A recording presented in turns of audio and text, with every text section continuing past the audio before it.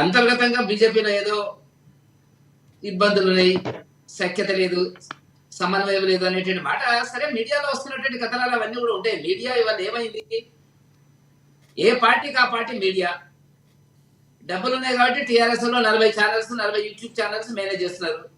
వీళ్ళ దగ్గర డబ్బులు ఉన్నాయి కాబట్టి కాంగ్రెస్ లో 20-30 వాళ్ళు మేనేజ్ చేస్తున్నారు.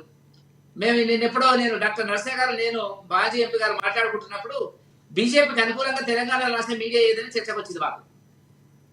వెంకటరెడ్డి గారు చెప్పండి అంటే నేనేం చెప్పలేకపోయినా. ఆ రెండు పార్టీలకు అనుకూలమైన మీడియాలు ఉన్నాయి. జాతీయ స్థాయిలో ఏమైనా అది వేరే సంగతి, ఆ ఛానల్స్ కానీ ఇవాళ జరుగుతుందండి. మీడియా అనేటువంటిది నిష్పాక్షికంగా ప్రజల పక్షాన సమాజం పట్ల మీడియా లేదు. ఇది మీరు గుర్తుపెట్టుకోండి. దిగజారింది మీడియా. ఎవరికి ఎవరి ఆలోచనలు వాళ్ళకు ఉన్నాయి, ఎవరి మద్దతులు వాళ్ళకు ఉన్నాయి. కాబట్టి ఇవాళ వచ్చే వార్తలను యూట్యూబ్ లో వచ్చేటువంటి వార్తల గురించి మనం ఆలోచించడం అనేటువంటిది కాదు. ఏదైనా ఉన్నట్టయితే అది వేరే సంగతి. అది దాని మీద ఎంక్వైరీలు జరిగినప్పుడే బయటకు వచ్చేటువంటి విషయం ఉంటుంది. ఇప్పుడు మేము స్పందించడం లేదు. మా స్ట్రాటజీ మాకుంది. ఒకరు 9.5 ఏళ్ళు పాలించారు, 16 నెలలు పాలించారు. 9.5 ఏళ్ళ పాలించిన తర్వాత 16 నెలల రెండు కంపేర్ చేసుకుంటే ప్రజలు కంపేర్ చేసుకున్నారు. కంపేర్ చేసుకున్న ఒక స్థాయిలో ఏంటంటే ఈయన సుఖంగా చేసిండు అనేటువంటిదే ప్రజలు వచ్చిన అభిప్రాయం. రెండు దొంగ వ్యవహారాలు నడిపిస్తున్నారు, దొందే అనేటువంటిది ప్రజల్లో వచ్చినటువంటి అభిప్రాయం వల్ల మేము ఒక 10-15 రోజుల్లో మా కొత్త అధ్యక్షుడు వస్తాడు. మా స్ట్రాటజీ మాకుంది, 3.5 ఏళ్ళు ఉంది. ఆ కోణంలో ఏం జరగబోతుంది అనేటువంటిది మీరు చూస్తారు. ఇంకోటి రేవంత్ రెడ్డి గారు ప్రధానంగా ఇంకొక ఆరోపణ చేశారు. దేశాన్ని విడగొట్టాలని చూస్తున్నారు, దేశంలో విడగొట్టాలని చూస్తున్నారని చెప్పారు రేవంత్ గారు. దేశాన్ని విడగొట్టేది స్టాలిన్ సిద్ధాంతాన్ని మోసుకొస్తున్నది రేవంత్ రెడ్డి గారు. దక్షిణ భారతదేశం, ఉత్తర భారతదేశం భాష ఇవన్నీ మాట్లాడుతున్నది. హిందీ భాష గురించి కాంగ్రెస్ హైదరాబాద్ లో దక్షిణ హిందీ ప్రచార సభ పెట్టింది కాంగ్రెసా బీజేపీ? హిందీని ప్రోత్సహించింది కాంగ్రెసా బీజేపీ? ఆ ఉన్నదాన్ని కొనసాగిస్తున్నాం మేమంతే. కాబట్టి వల్ల మతోన్మాద దేశాన్ని విభజించేటువంటి దాంట్లో కాంగ్రెస్ మతోన్మాద విధానం, దేశం ఒక్కటి, దేశంలో ప్రజలంతా ఒక్కటి అన్నదానికి కాంగ్రెస్ ఒప్పుకోదు. వాళ్ళకుంటే నెహ్రూ దగ్గర నుంచి వచ్చినటువంటి సమస్య ఇదే కదా. 74 సంవత్సరాల తర్వాత గుజరాత్ పోయి సర్దార్ పటేల్ జ్ఞాపకం చేసుకుంటారు వాళ్ళు. 74 సంవత్సరాల తర్వాత మీటింగ్ పెట్టిరండి గుజరాత్ లో వాళ్ళు.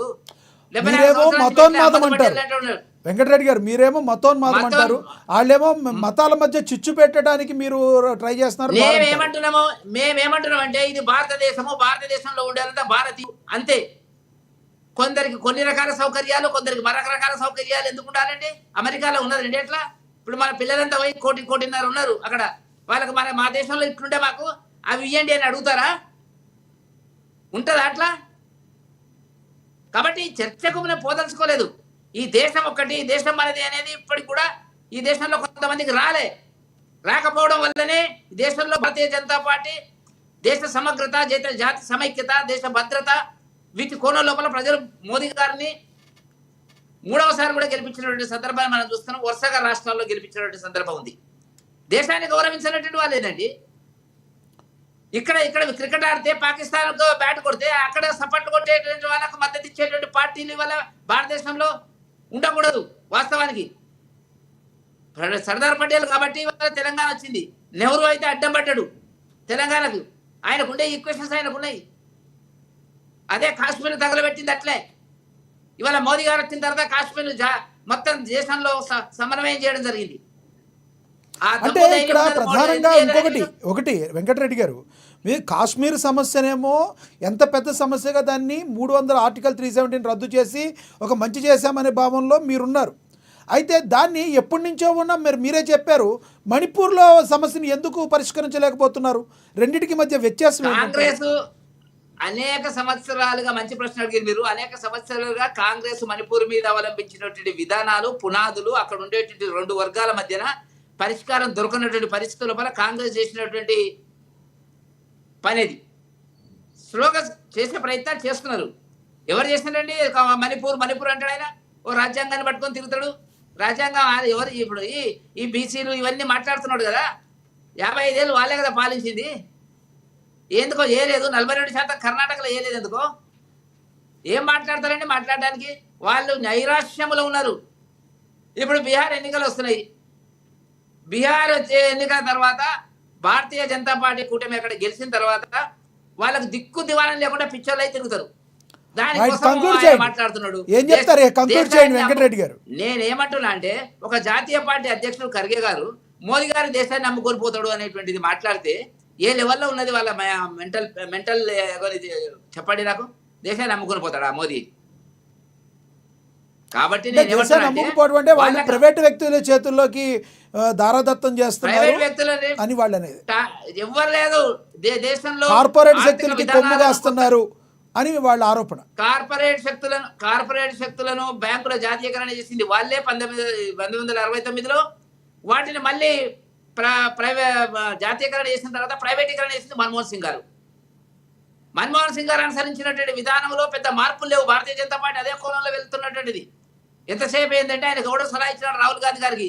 మీరు ఒక లాజిక్ మిస్ అవుతున్నారు. మన్మోహన్ సింగ్ గారు ఏదైతే నిర్ణయాలు తీసుకున్నారో ప్రజలు అది నచ్చకే కదా మీకు కట్టుబెట్టింది.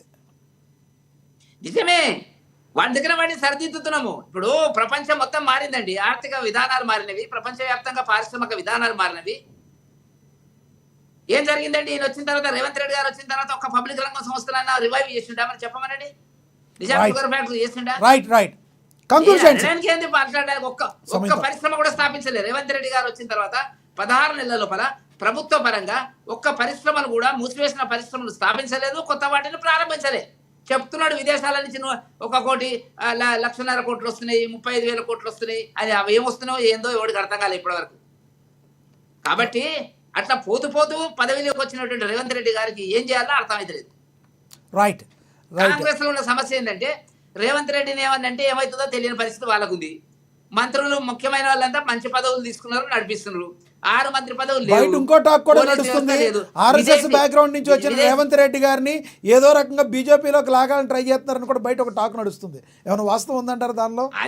అది మనకు తెలియదు. ఆయనకి ఇష్టం ఉందేమో మనకు తెలియదు, నా వరకు తెలియదు. అది ఆయనకి ఇష్టం ఉందేమో రేవంత్ రెడ్డి గారికి, నాకు తెలియదు. రైట్. శివకుమార్ లాల్ గారు కంక్లూడ్ చేయండి సార్. జనరల్గా టాపిక్ అంతా